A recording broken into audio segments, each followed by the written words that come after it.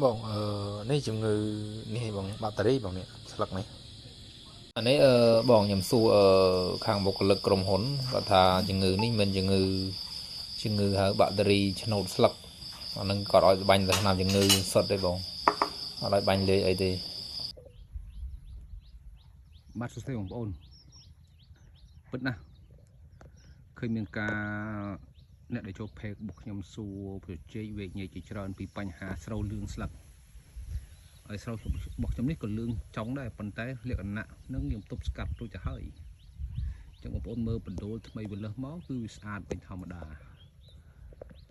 នេះបងប្អូនអត់ឈោនេះអូខេឈោហ្នឹងគឺវារស់មកស្អាតវិញហើយតែពីផ្នែកដែលកោងចុះក្រោមហ្នឹងគឺវាដើមឆេះក៏ទៅស្លឹកហើយនេះគឺជ្រុលបងប្អូនណាការថែទាំរបស់ខ្ញុំវាជ្រុលកម្រិតហើយស្មៅក្នុងស្រែមានម្ដើមនេះឥឡូវបកមកប្រធានបទការជជែកវែកញែកគ្នារវាងស្រូវនៅពេលដែលចូល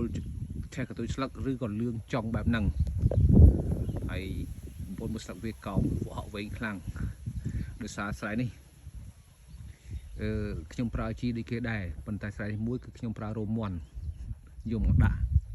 ចឹងជាហេតុធ្វើឲ្យវាលើសបងណាខ្ញុំបាយជីធម្មតាដូចគេខ្ញុំអត់បានបន្ថយ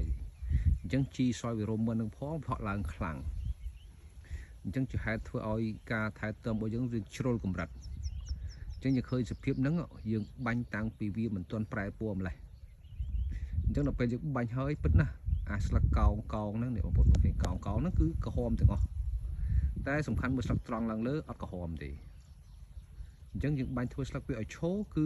មិនក្រហមទេបងប្អូននេះទូយ៉ាងដូចនេះបងឃើញទេស្លឹកឈោនោះអត់កោអត់ឆេះទេឆេះផ្នែកខាងក្រោមនេះអញ្ចឹងបើសិនជាយើងអត់បាញ់ចេញមកក្រហមខ្លាំងទៅអាចរាលដាលទៅទាំងស្រែតែម្ដងតែបងប្អូនមើលពណ៌វាឃើញព្រានលឿងក្រហមនេះនិងផ្ទៃបៃតងគឺផ្ទៃបៃតងខៀវស្អាតច្រើនជាងខ្ញុំបាញ់ទប់វារួចអស់ហើយអញ្ចឹងសំណួរបើបងប្អូនគាត់ជជែកវែកញែកគ្នាជាមួយខ្ញុំគាត់ថាខាងបច្ចេកទេសថ្នាំគាត់ថានៅពេលស្រូវពពួកចូលបាក់តេរីឬក៏ជំងឺ blast នេះវាមានទាំងពីរប្រភេទបងប្អូនណាជំងឺ blast ក៏មានហើយបាក់តេរីក៏មានតែខ្ញុំភ័យទេខ្ញុំអត់ភ័យទេអញ្ចឹងនៅពេលដែលយើងជួបបញ្ហាបែបនេះហើយខាងក្រុមបច្ចេកទេសថ្នាំគាត់ថាมันអាចប្រើជីបំពន់ទាំងបាយទាំងដីទាំងបាញ់ទៅលើស្លឹកគេឲ្យប្រើតែថ្នាំជំងឺតែមួយមុខគត់มันអាចប្រើថ្នាំអីផ្សេងចូលរួមបានទេតែសម្រាប់ខ្ញុំប្រើពពុះមីក្រូធាតុដូចជា magnesium ដូចជា magnesium MC ហ្នឹងហើយខ្ញុំប្រើក្រុមផ្ដាច់សូត្រចោល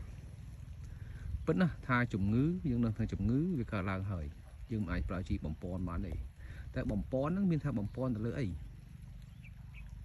វាឆេះកន្ទុយស្លឹកដោយសារអំណាចណៃត្រូជីនអាសូតខ្ពស់ដែលមានក្នុងដីស្រាប់ហើយនឹងការផ្ដល់ឲ្យយើងទៅវាថ្មីត្បិតតែយើងផ្ដល់តិចតួចតែក្នុងដីរបស់យើងសម្បូរដោយសារធាតុអាសូតច្រើនជាហេតុធ្វើឲ្យស្រូវរបស់យើងហក់ឡើងខ្លាំងតែម្ដងដូចនេះវាកង្វះនៅពពួកក្រុមប៉ូតាស្យូមជាហេតុធ្វើឲ្យស្លឹកស្រូវនោះស្ដើងកាលណាស្ដើងវាងាយបាត់បង់ជាតិទឹកចេញពីកន្ទុយស្លឹកវាធ្វើឲ្យក្រុមបាក់តេរីនឹងចូលមកបានស្ងួតខ្លោចដូចស្លឹកឈើស្ងួតអញ្ចឹងដែរអញ្ចឹងខ្ញុំបកស្រាយជូនបងប្អូនគឺនៅពេលនេះមានវិធីមួយគឺប្រើតែ PK ទេអត់ប្រើ N ទេហើយបូកនឹងថ្នាំជំងឺហើយនឹងសត្វអត់តែប៉ុណ្ណឹងដូចនេះយើងគិតទៅមើលការព្យាបាលរបស់ពេទ្យទៅលើមនុស្សវិញនៅពេលដែលយើងខ្សោយនៅពេលដែលយើងដាច់កម្លាំងអញ្ចឹងធ្វើឲ្យយើងចូលនៅជំងឺពពួកឱកាសនិយមនៃជំងឺនេះហៅពពួកបាក់តេរីនេះក៏ជាពពួកឱកាសនិយមដែរយើងគិតចេះបើសិនជាខ្លួនយើងទៅពេទ្យពិនិត្យឃើញថាបុគ្គលមានលើសជាតិស្ករមានលើសជាតិខ្លាញ់នៅក្នុងឈាមហៅថាលីពីតកាលណាយើងលើស ខ្លាញ់ក្នុងឈាមយើងលើសជាតិស្ករហើយពេទ្យប្រាប់យើងមិនអោយទទួលរបបអាហារណាដែលគ្មានជាតិស្ករហើយនឹងបន្ថយអាហារ